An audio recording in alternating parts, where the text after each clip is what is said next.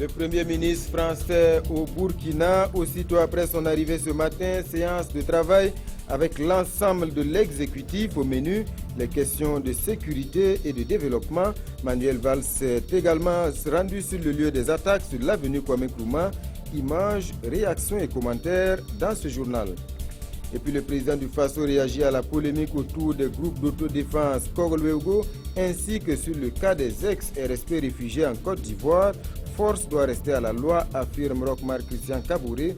Le détail de son propos dans ce journal.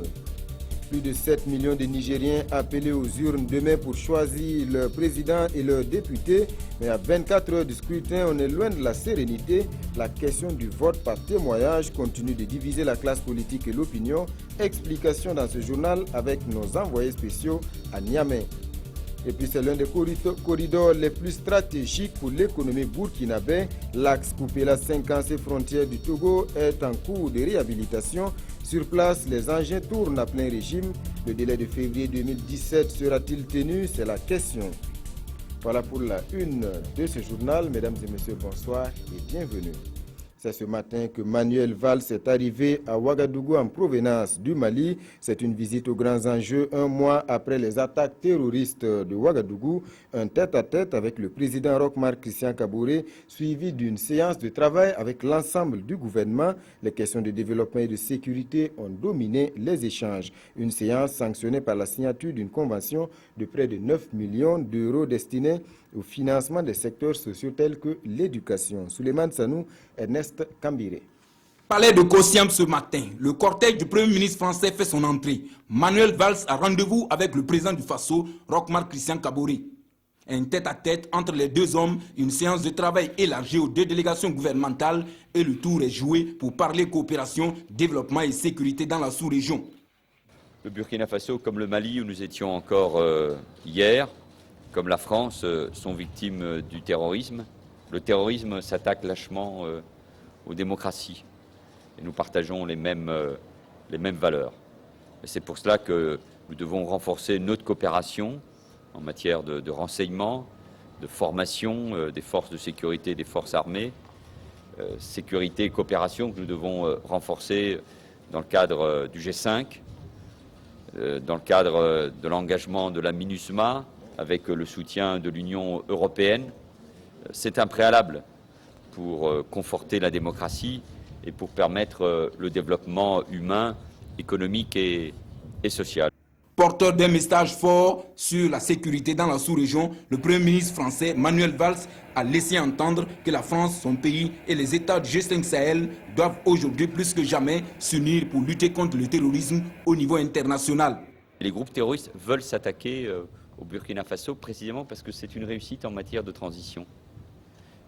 On s'attaque toujours à ces symboles. On s'est attaqué au Mali parce que c'est une démocratie. On s'attaque au Burkina Faso parce que c'est une démocratie.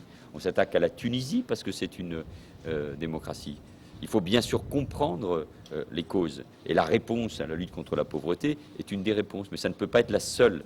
Et notre réponse, ça doit être une réponse aussi de coopération dans le domaine de la sécurité. Il faut être fort sur l'ensemble de ces objectifs. Les échanges à un haut niveau présidés par le président du Faso ont touché tous les domaines généraux de coopération. La sécurité avec les questions de coopération militaire entre les deux pays, l'économie, l'environnement, un secteur dans lequel tous les pays s'investissent aujourd'hui avec les engagements qui ont été pris à l'horizon 2030 lors de la COP21, la Convention cadre des parties sur les changements climatiques Paris 2015. Les secteurs sociaux et vitaux ont été pris en compte au cours de ces échanges avec la signature de cette convention de 9 millions d'euros en faveur de l'éducation à travers l'engagement de l'Agence française de développement AFD. Lors de la déclaration de politique générale du Premier ministre, il avait indiqué que pour cette année 2016 seulement, il fallait que 160 écoles sous Payotte disparaissent. Il s'était aussi engagé pour la construction de 200 CEG. Et donc, cette convention contribue avec les apports d'autres partenaires à pouvoir répondre à cet engagement qui a déjà été pris par le Premier ministre dans le secteur de l'éducation. Lutte contre l'insécurité, lutte contre la pauvreté, les défis sont visiblement énormes pour la sous-région. Et l'Europe, selon Manuel Valls, doit s'intéresser à l'Afrique plus que ne le fait actuellement. C'est là aussi tout le sens qu'il convient de donner à ce déplacement en terre burkinabé, car selon le chef du gouvernement français, l'avenir de la France et de l'Europe se joue en Afrique. Le Premier ministre français qui s'est par la suite rendu sur l'avenue Kwame Nkrumah sur les lieux des attaques terroristes du 15 janvier. Il a déposé une gerbe de fleurs en hommage aux victimes de cette attaque.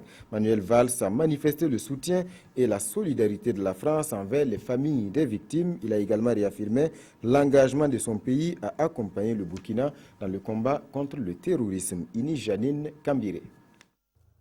Manuel Valls sur les lieux des attaques terroristes du 15 janvier dernier. Un mois après, l'émotion est encore vive ces jours sur place. Une minute de silence, le cœur serré, le Premier ministre français s'incline devant la mémoire des victimes de cette barbarie qui a endeuillé le Burkina Faso, mais aussi des pays frères et amis dont la France. Et ce dépôt de gerbes est à la hauteur de la peine ressentie. Le Burkina Faso, après le Mali, après la France, après la Tunisie, a été victime d'un lâche attentat parce que nous partageons les mêmes valeurs et parce que le Burkina Faso sortait d'une transition et d'élections démocratiques et libres qui sont un exemple. Les terroristes s'attaquent à la démocratie et à la liberté. Un geste d'amitié, de fraternité et de solidarité à l'endroit du peuple burkinabé. C'est ce que Manuel Valls vient d'accomplir au nom de la France. Et pour le chef du gouvernement français, seule une synergie d'action et un partage d'informations permettront de venir à bout du terrorisme. C'est par une coopération dans le domaine du renseignement, par la formation des forces de sécurité et de défense que nous serons forts. Et puis c'est aussi en s'attaquant à la pauvreté et en soutenant le développement économique de ce pays cher, parce que nous connaissons le Burkina Faso, nous connaissons la qualité, la résilience de son peuple, ce qu'il est capable d'accomplir malgré les difficultés. C'est comme ça qu'on lutte contre le terrorisme. Par ce déplacement, la France réaffirme son engagement à accompagner le Burkina Faso dans la lutte contre le terrorisme. Et avant de quitter le pays des hommes intègres, promesse a été faite ici de poursuivre la formation des forces de défense et de sécurité, de les doter d'équipements modernes et adaptés et des moyens financiers. Voilà le Premier ministre français qui a repris l'avion cet après-midi pour Paris. La sécurité, il en a encore été question cet après-midi au palais de Kosiam.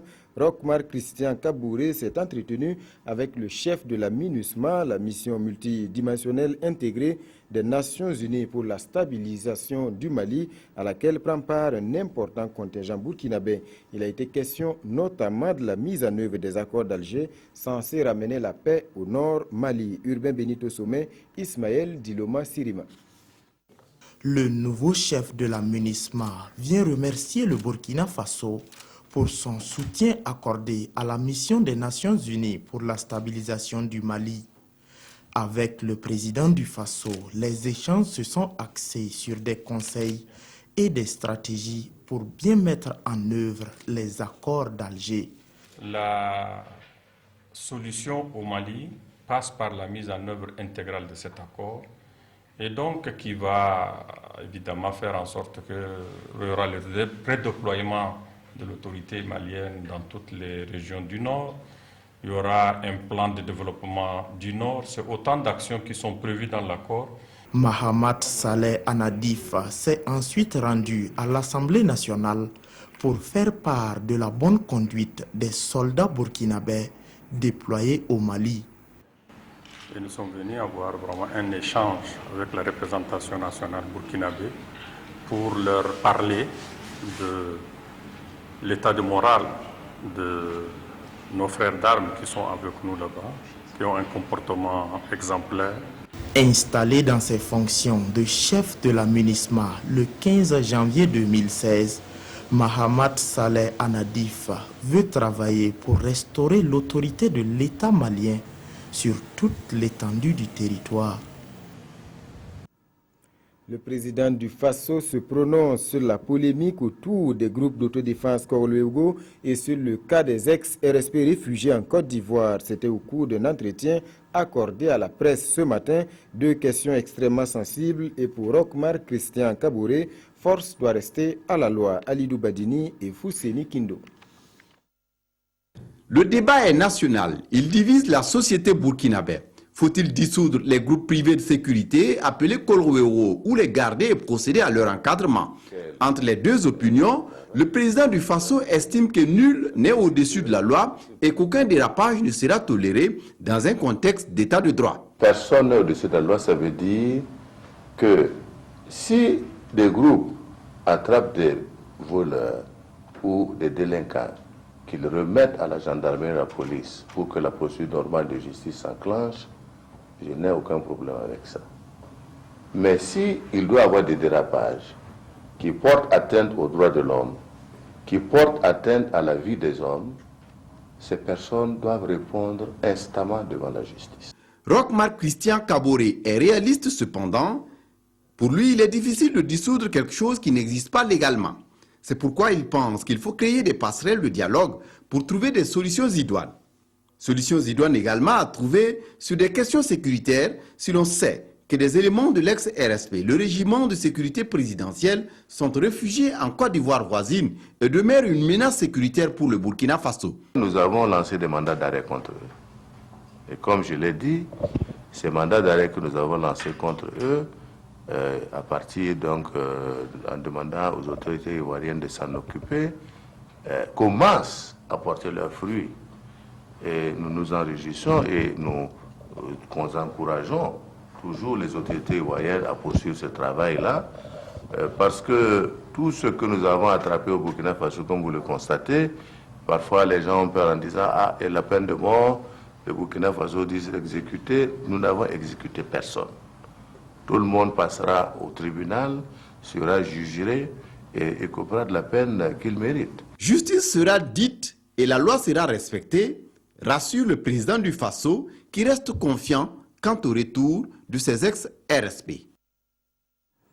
Et puis je vous le disais en titre, nous sommes à 24 heures des élections présidentielles et législatives au Niger, mais une question continue de diviser la classe politique et l'opinion, le vote par témoignage, la possibilité de voter sans document d'identité sur la foi du témoignage de 2 personnes. Notre équipe de reportage était dans les rues de Niamey ce matin, Sie Yafama Roger Kam et Nyarkiteda.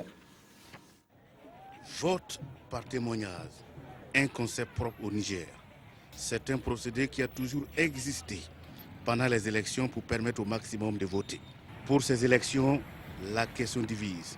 D'une part, les partisans de la majorité qui saluent l'idée et d'autre part, l'opposition qui crie à une illégalité. Nous, à notre niveau, nous avons pensé que dans le cadre d'élections libres, transparentes, équitables et démocratiques que nous voulons que ces élections soient, nous avons pensé qu'il ne faut pas parler de vote par témoignage. Ce vote à témoignage a toujours existé dans l'histoire démocratique du Niger. Vous ne pouvez pas me dire que des gens qui ont été recensés sur la base du témoignage ne pourront pas voter sur la base du témoignage. Dans les rues de la capitale nigérienne, les avis sont aussi partagés. Ça, c'est pas bon pour ça. Hein. Il faut revoir le truc. Si tu n'as pas ta carte de lecteur, c'est pas bon. Parce qu'on ne peut pas savoir si toi, tu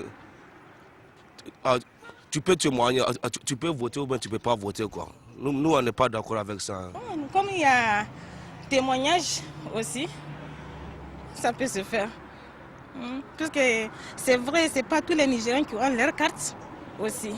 Légal ou pas, c'est environ 1 300 000 électeurs qui sont dans la situation et qui, selon un arrêté de la CENI nigérienne, devraient en principe pouvoir voter. Notre envoyé spécial Nyarkité Da est en ligne. Bonsoir Nyarkité. Bonsoir Jean-Emmanuel Ouedraogo. Alors nous venons de suivre votre reportage sur cette polémique sur la question du vote par témoignage. On sait que l'opposition avait saisi le Conseil constitutionnel. Qu'en est-il ce soir? Oui, on dit ici la Cour constitutionnelle. Il faut dire que tout est clair maintenant parce que le président de la CENI vient juste d'animer une conférence de presse dans laquelle il a stipulé la Cour constitutionnelle a rejeté le recours de l'opposition par rapport à son arrêté qu'il avait pris donc pour permettre le vote par témoignage. Donc il dit aussi avoir pris un autre arrêté pour préciser qu'une personne ne peut témoigner plus de 2 fois. Le président de la CENI, maître Ibrahim Boubé, demande également plus de discernement aux différents présidents des bureaux de vote à laisser voter tout électeur inscrit et qui se présenterait avec une pièce d'identification dans un bureau de vote, même s'il a perdu sa carte d'électeur. Alors, Yarkiteda, nous sommes donc à 24 heures de cette élection donc, qui revêt une grande importance pour le Niger. Qu'en est-il des préparatifs du côté de la commission électorale? Oui, il faut le dire, vous dites bien, ça revêt vraiment d'un grand intérêt pour ce pays parce que la tension est quand même palpable pour le moment. Mais ce qui concerne les préparatifs, il faut dire que le président de la CENI, entouré de ses plus proches collaborateurs, a assuré que toutes les dispositions ont été prises. Le matériel électoral a été déposé dans tous les bureaux de vote. Le Niger est un vaste territoire, vous le savez. 25 000 bureaux de vote avec 6 000 observateurs nationaux comme internationaux qui ont été accrédités. Les électeurs sont au nombre de 7 500 000 répartis dans les 8 régions que compte le territoire nigérien. Les bureaux de vote s'ouvrent demain à 8 heures, heure locale, c'est-à-dire heure de Niger, 7 heures à Ouagadougou, et se refermeront à 19 heures, heure du Niger. Il faut dire que le Niger connaît également le vote des Nigériens de l'étranger, donc la diaspora va voter et ils sont inscrits 111 000 dans 32 pays. Merci Arkiteda pour toutes ces informations. Nous vous retrouvons demain pour avoir les échos de cette journée électorale. Ce dimanche est donc une journée électorale aux grands enjeux pour le Niger. Les risques de dérapage, comme on l'a vu, sont réels. Et pour des élections apaisées, l'expérience de l'ex-président du Burkina Faso est sollicitée. Michel Kafando est à Niamey. Il est à la tête d'une mission diligentée par l'Organisation internationale de la francophonie. Roger Kam et Yarkiteda. Michel Kafando change de veste. Après la présidence du Faso, il est aujourd'hui à la tête d'une mission de l'OIF, l'Organisation internationale de la francophonie, pour le Niger dans le cadre des élections présidentielles et législatives de dimanche 21 février prochain. Et avec le Premier ministre nigérien, il a décliné la mission assignée à sa délégation, une mission d'information et de contact. Il s'agit pour elle, à travers la délégation que je conduis, d'avoir des entretiens avec les différents acteurs politiques, avec les différentes structures, et de voir comment, par nos conseils, nos recommandations, nous pourrions amener aussi à donner notre contribution, modeste contribution, pour que ces élections se passent dans la sérénité, dans la tranquillité et dans la paix. Après quelques heures de séjour, le chef de la délégation de l'OIF s'est dit confiant, même si des difficultés sont déjà signalées.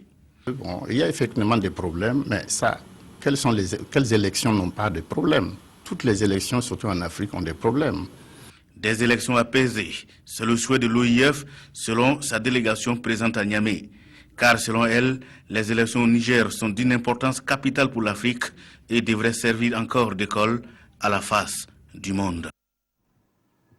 On revient à présent au Burkina. Ici, les dés sont jetés depuis le 29 novembre 2015. Zéphirin Diabré, chef de file de l'opposition, rien de plus logique, son parti, l'UPC, compte le plus grand nombre de députés dans l'opposition. L'occasion pour nous de revenir ce soir sur ce statut de chef de file de l'opposition. Que représente-t-il? Quelles sont les prérogatives qui y sont attachées? Explication avec le juriste Abdul Karim Sango. Salifou Belem et Draman Dadjan sont allés à sa rencontre. Avec 29,62% des suffrages et 33 députés à l'issue du double scrutin du 29 novembre 2015, l'UPC, l'Union pour le progrès et le changement, devient la deuxième force politique au Burkina. Et son président Zéphirin Diabré est de nouveau désigné chef de file de l'opposition politique, CEFOP. Après la majorité, c'est le parti qui vient en second directement avec le plus grand nombre de députés, mais qui se situe du côté de l'opposition. Puisque si M. Zéphirin Diabré, par exemple, était dans la coalition qui soutient le gouvernement, il ne serait pas le chef de file de l'opposition. C'est par une résolution prise le 27 janvier dernier par l'Assemblée nationale que Zéphirin Diabré a été nommé chef de file de l'opposition politique. Et ce statut lui confère certaines prérogatives. C'est une loi de 2009 qui a été révisée entre-temps aussi sur certains de ces aspects, qui définit à la fois le statut de l'opposition et le statut du chef de file de l'opposition. Le chef de file de l'opposition a une protection légale et sécuritaire. Donc l'État lui affecte une sécurité. Il a un siège qui lui fait office de local. Il dispose d'un cabinet il dispose d'un budget pour le fonctionnement de son institution qui est mis à sa disposition malheureusement ici au Burkina par un vote, par un crédit du Parlement. Il dispose aussi d'un véhicule de fonction. Mais tout n'est pas que avantage, nous explique le juriste Abdul Karim Sango. En tant que chef de file de l'opposition, Zéphirin Diabré a aussi des obligations. Il doit œuvrer à la préservation des intérêts et de la souveraineté de la nation et travailler à améliorer notre système démocratique. La route Coupéla 5C frontière du Togo est en chantier. La réhabilitation de la route est en cours. Sur place, les engins tournent à plein régime. Le taux de réalisation à l'heure actuelle est estimé à 30% pour la chaussée et 75% pour les ouvrages d'art, notamment les ponts. Pas d'inquiétude, rassure l'entreprise Soroubat. Les délais contractuels seront respectés. Fin des travaux au plus tard en février 2017. Le point avec Gérard Sommet et Aboubakar Sayon. Chantier de réhabilitation de la route Coupéla 5C, frontière du Togo. Une recycleuse suivie de 2 compacteurs pneumatiques sont à l'œuvre. Ils effectuent le solcement, une opération de stabilisation du sol avec du ciment. Le travail d'affermissement de la chaussée est achevé par un gradaire et 2 cylindres vibrants. Pendant ce temps, le bitume est en préparation à la centrale d'enrobé. Transporté sur le terrain par des camions, il est posé sur la chaussée déjà prête. Une tâche exécutée par cette machine appelée finisseur. La pose du bitume vient de débuter et l'entreprise Soroubat, qui a la charge des travaux, est à ses premiers kilomètres. On a une route dans une partie de chaussée qui va faire 7 mètres avec 2 accotements de 1,50 m. Et en traversée d'agglomération, c'est une chaussée qui va faire 8 mètres de largeur et 2 accotements de 2 fois 2 mètres. Réellement, les travaux ont démarré à partir du mois d'octobre 2015. Donc on est à 30% d'avancement et nous estimons que c'est un bon taux d'avancement et on réalisera cette route dans les délais contractuels et même peut-être un peu en avance. En plus du bitume, les ouvriers de l'entreprise Soroubat s'activent pour achever les travaux de construction des ponts au nombre de 5. Ce sont tous des ouvrages de ponts à poutres en béton armé avec fondation profonde sur pieux. Les pieux, la profondeur des pieux entre 14 et 26 mètres. L'avancement global de ces ouvrages alors de 75%. Les appuis, les culées, les chevettes, tous sont déjà collés. Il nous reste seulement les poses des poutres et le collage des tabliers. S'il y a un ouvrage, 6e ouvrage qui déjà appartient à ce projet, c'est au niveau du Kogri. On a déjà commencé ça depuis une semaine. L'avancement, c'est alors de 6%. Sur le chantier, les experts de la mission de contrôle effectuent régulièrement des sorties de supervision pour s'assurer de la qualité des ouvrages. Les travaux qui sont en train d'être exécutés maintenant, nous pourrons attester que jusqu'à présent, ils sont exécutés selon les règles de l'art. Les bailleurs de fonds veillent également au grain. Nous avons trouvé sur place une délégation de la BAD, la Banque africaine de développement, principal bras financier du projet. Le coût global du projet est d'environ 90 milliards de francs CFA et effectivement c'est un montant conséquent, c'est pour ça que nous aussi nous sommes régulièrement sur le terrain pour voir si effectivement ce financement et les décaissements se font de manière régulière sur des exécutions qui ont été effectivement réalisées et dans le cas concret nous sommes assez satisfaits de ce qui est en train de se faire et nous espérons que nous pourrons terminer ce projet dans les délais et avec la qualité qui est exigée effectivement des projets que nous finançons généralement. Les travaux que l'entreprise Soroubat exécute concernent uniquement le lot 1 et le lot 3 d'une longueur totale de 124 km, plus la bretelle de 3 km de Mogandé vers la frontière du Ghana. Le lot 2, qui fait 28 km et qui se situe entre Tinkodoro et Bitou, n'a pas encore été attribué. L'axe Coupéla 5C, frontière du Togo, est l'un des principaux corridors routiers d'importation du Burkina Faso. En 2006, 95% des importations du pays est passé par cette route. Le syndicat autonome des travailleurs de l'information et de la culture forme ces militants. Quelle doit être la place d'un syndicat dans une entreprise? C'est tout l'objet de la formation. L'objectif pour le SYNATIC, c'est de relever le niveau de ces militants pour une défense efficace de leurs intérêts. Issa Kafando et Mounira Kéré. Par cette formation, le syndicat autonome des travailleurs de l'information et de la culture, SYNATIC, entend relever le niveau de conscience politique, sociale et syndicale de ses membres. Une mise à niveau qui devrait leur permettre d'appréhender et de poser de façon convenable les préoccupations qui sont les leurs au sein des entreprises de presse. Nous avons voulu, dans notre programme d'activité, leur donner cette opportunité de se former afin qu'ils sachent qu'est-ce qui est dit dans les décisions administratives, quelle interprétation en faire et comment réagir si c'est dans le sens d'effectivement aller à l'encontre de leurs intérêts. Cette session de formation est à l'attention des militants du SYNATIC, plus précisément de ceux de la section des éditions Sidoya. C'est pourquoi le thème du jour s'intéresse au rôle et à la place du syndicat dans une entreprise de presse, le cas des éditions Sidoya. L'entreprise est une entité qui appartient également aux travailleurs.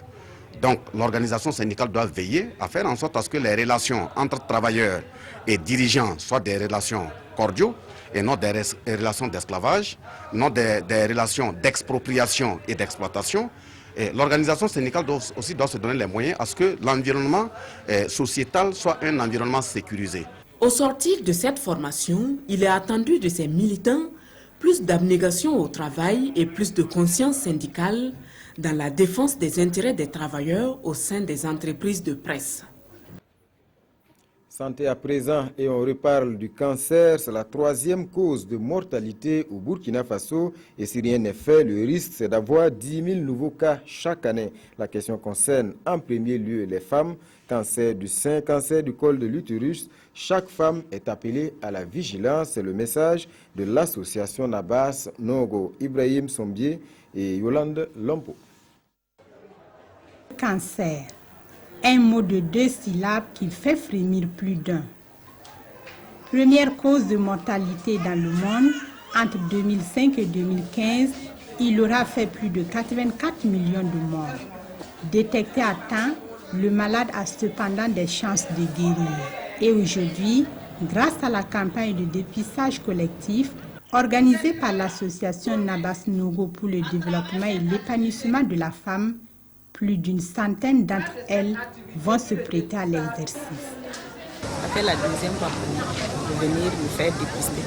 Toute femme n'a qu'à se faire dépister précocement. Même si elle est exposée à la maladie, il y a une solution.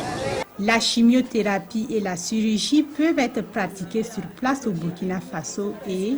Pour celles qui seront dépistées saines, on leur donnera 1 année pour revenir faire le contrôle. Et pour celles qui seront dépistées positives, nous allons les référer dans des structures spécialisées pour la prise en charge du cancer du col de l'utérus. Jusqu'au 21 février 2016, toutes celles qui le souhaitent pourront se faire examiner au CSPS de Sissène dans l'arrondissement numéro 6 de la ville de Ouagadougou ou s'informer sur le sujet.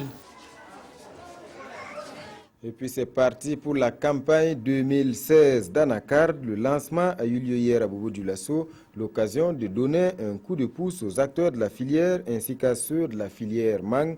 Ils ont reçu du matériel d'une valeur de plus de 110 millions de francs CFA. Karim Ilboudo, Sanouha Christine Koulibaly.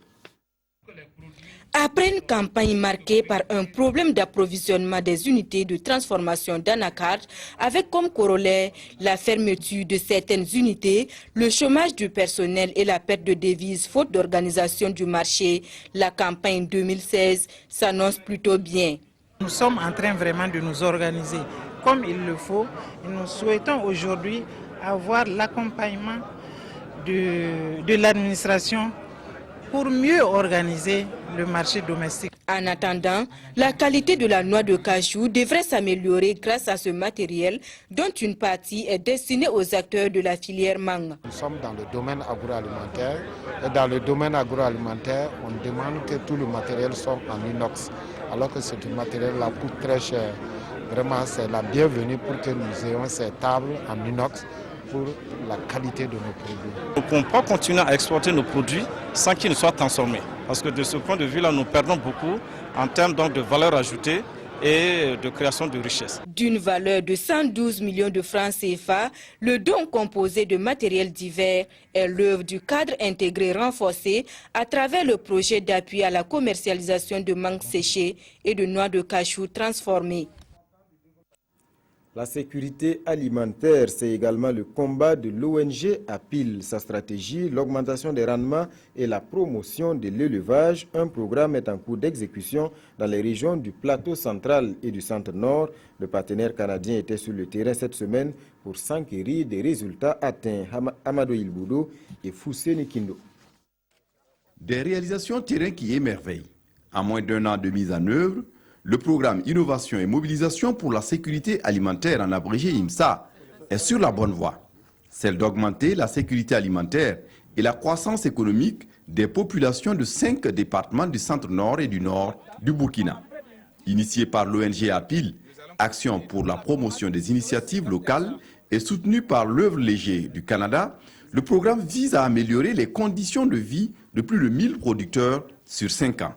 1000 bénéficiaires sont répartis autour de 5 ans et chaque année nous avons accompagné 200 producteurs en ce qu'ils puissent produire la production maraîchère, notamment l'oignon et la tomate, mais également à bénéficier des activités d'élevage pour renforcer l'air cheptel, mais également avoir assez de fumier pour renforcer la fertilité de la terre. En venant par eux-mêmes constater ce qui est fait sur le terrain, les partenaires canadiens se disent satisfaits de l'action menée par l'ONG APIL. Pour nous, c'est une priorité canadienne. Ça fait partie de nos grandes priorités au sein du ministère d'Affaires mondiales Canada. On a 3 priorités, dont la sécurité alimentaire. Donc, c'est très important pour nous. C'est une bonne façon de réduire la pauvreté et on le voit par nous-mêmes aujourd'hui. À l'issue de la visite terrain, la mission canadienne a échangé avec les producteurs sur leurs préoccupations. Des préoccupations qui, de l'avis de l'équipe au projet, sont en voie de résolution. Le lycée municipal de Bobo-Dioulasso a 50 ans. En 5 décennies, il a vu passer plusieurs générations d'élèves, un jubilé d'or qui a réuni anciens et actuels pensionnaires. Idrissa Warga et Karim Sissé. Ils n'étaient pas tous présents, mais nombreux d'entre eux ont effectué le déplacement de Bobo-Dioulasso. Eux, ce sont les anciens élèves et enseignants du lycée municipal Vinamantie Mounou Djibril. Avec à leur côté la jeune génération, ils ont tenu à être des témoins du jubilé d'or de leur établissement. Une célébration placée sous le signe de la persévérance dans la quête de l'excellence. Après 50 ans, on estime qu'il serait intéressant de faire une halte pour voir en arrière ce qui s'est passé, regarder ce que nous sommes en train de faire et éventuellement envisager ce qu'il faut faire à l'avenir pour un meilleur devenir de cet établissement. En un demi-siècle d'existence, le lycée municipal Vinamantie Mounou Djibril, selon les intervenants, a contribué à former plusieurs milliers d'agents et de cadres de Burkina Faso et d'autres pays. Et pour le représentant du ministre de l'Éducation nationale et de l'alphabétisation, cet établissement est une fierté pour la nation burkinabé. Au niveau quand même de l'État, nous pensons que là où déjà il y a des infrastructures, il faut les entretenir, mais là où il n'y en a pas du tout, notamment des écoles sous-paillettes au XXIe siècle, il faudra qu'on essaye de quand même résorber ces déficits-là. Le lycée municipal Vinamantie Mounou Djibril est en jumelage avec certains établissements du Mali. Et une forte délégation malienne a pris part aux festivités du cinquantenaire. Musique à présent, jusque-là il était connu en tant que journaliste sportif à la radio nationale. Désormais, Siriki Dramé a une autre casquette, celle d'artiste musicien. Il vient de mettre sur le marché un album intitulé Hommage à l'unité d'action syndicale et à la CCVC. Quoi de plus normal pour ce syndicaliste convaincu? Présentation avec Adama Guiti et Ramatou Zida. La vedette du jour, c'est lui. Ekari, de son vrai nom Siriki Dramé. Journaliste, il n'a pas que des talents en la matière. L'homme est aussi musicien avec la sortie de ce maxi à 2 titres intitulé « Hommage à l'unité syndicale et à la CCVC ». Chanté essentiellement en djoula avec un rythme mandingue, Ekari évoque dans cet album les actions révolutionnaires et patriotiques des mouvements syndicaux, mais aussi des souvenirs de son enfance. J'ai vu l'action héroïque des travailleurs du Burkina Faso dans leur ensemble, avec les organisations démocratiques et révolutionnaires, notamment les syndicats, qui ont pu paralyser le pays, ce qui a fait échouer donc le putsch. Et je pensais que c'était quand même normal de leur rendre hommage, non seulement pour les générations actuelles, mais pour la postérité. Devant collègues journalistes, compagnons de lutte et autorités du ministère de la Communication, Ekari Siriki Dramé n'a pas hésité à faire une démonstration. C'est vrai que le thème sur l'engagement syndical est un thème qui est très typique de son milieu d'activité, à savoir notamment les syndicats et tout cet ensemble de corporations. Mais par contre, le thème sur les yogoro, c'est-à-dire les dodos, que nous avons tous connus dans notre enfance, c'est un élément important. Moi, j'ai dansé ça à Sikasso-Siré et je pense qu'il y a un certain nombre d'éléments de culture qu'il nous faut sauvegarder. L'album est né de l'engagement syndical de l'homme. Un engagement d'Ouiti, par ailleurs son nom d'artiste, Ekari, qui signifie l'homme qui ose. Un album réalisé sur fonds propres avec l'appui d'artistes burkinabés de renom tels Amity Meria et Sendam. Hors de chez nous à présent, la Grande-Bretagne reste dans l'Union européenne. Le Brexit tant redouté n'aura pas lieu, mais le Royaume-Uni bénéficie désormais d'un statut particulier au sein de l'Union. C'était l'une des exigences du Premier ministre britannique David Cameron. L'accord a été adopté cette nuit par les 28 États membres. Un statut spécial pour le Royaume-Uni au sein de l'Union européenne, c'est ce que le Premier ministre britannique souhaitait et c'est ce qu'il a obtenu ce vendredi soir à Bruxelles. Les 28 États membres sont tombés d'accord sur les demandes de réforme exigées par Londres pour envisager son maintien au sein de l'Union européenne. David Cameron s'en est expliqué dans la soirée. La Grande-Bretagne sera définitivement en dehors d'une Union européenne toujours plus étroite. Elle ne fera jamais partie d'un super-État européen. Il y aura de nouvelles restrictions dans l'accès à notre système de protection sociale pour les migrants européens. Il n'y aura plus rien sans quelque chose en échange. Jamais la Grande-Bretagne ne rejoindra la zone euro. Nous avons obtenu des protections pour notre économie et un droit de regard sur les règles du marché unique tout en restant en dehors de l'euro. La perspective d'une sortie du Royaume-Uni de l'Union européenne semble donc s'éloigner, du moins provisoirement. C'est l'épilogue d'un long marathon de négociations entamé à Bruxelles ce jeudi. Il y a eu les séances plénières et les discussions en petit comité. Le projet d'accord a été remis aux 28 dans la soirée. Il a donc été approuvé par tous. C'est fort de cet accord que David Cameron plaidera pour le maintien de son pays au sein de l'Union européenne. Les Britanniques s'exprimeront sur le sujet lors d'un référendum, sans doute en juin prochain. La grande question maintenant, explique notre correspondant à Bruxelles, c'est de savoir si le Premier ministre britannique parviendra à convaincre les électeurs qu'avec cet accord, ils ont effectivement intérêt à rester dans l'Union européenne. Pour David Cameron, cette tâche sera sans doute plus difficile encore que la conclusion de l'accord ici au sommet européen.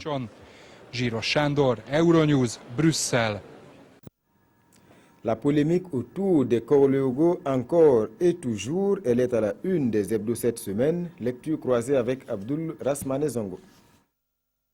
La une de l'hebdomadaire satirique met en exergue une sécurité à 2 vitesses au Burkina Faso. La justice populaire, détenue par ses Korleogo à problème, et dans la caricature de Gigi, la justice populaire semble prendre le dessus sur la justice officielle. Avec des résultats obtenus par ces Korleogo dans certaines localités, relève Gigi, les habitants en ont fait une panacée. Toutefois, le journal reconnaît également qu'il faut débarrasser ces structures d'autodéfense de leurs excès en les encadrant. Face à ce dilemme cornélien, Gigi propose que la justice puise dans son arsenal juridique pour mettre fin aux dérives et dangers que posent les Korleogo, et cela est faisable selon l'hebdomadaire.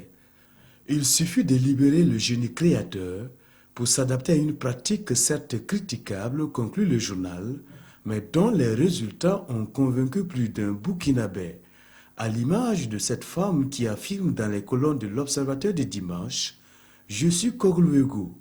Il y avait des zones fortement criminogènes, argumente-t-elle, et depuis l'existence des Kogluego, personne ne craint aujourd'hui pour ses biens dans ces localités.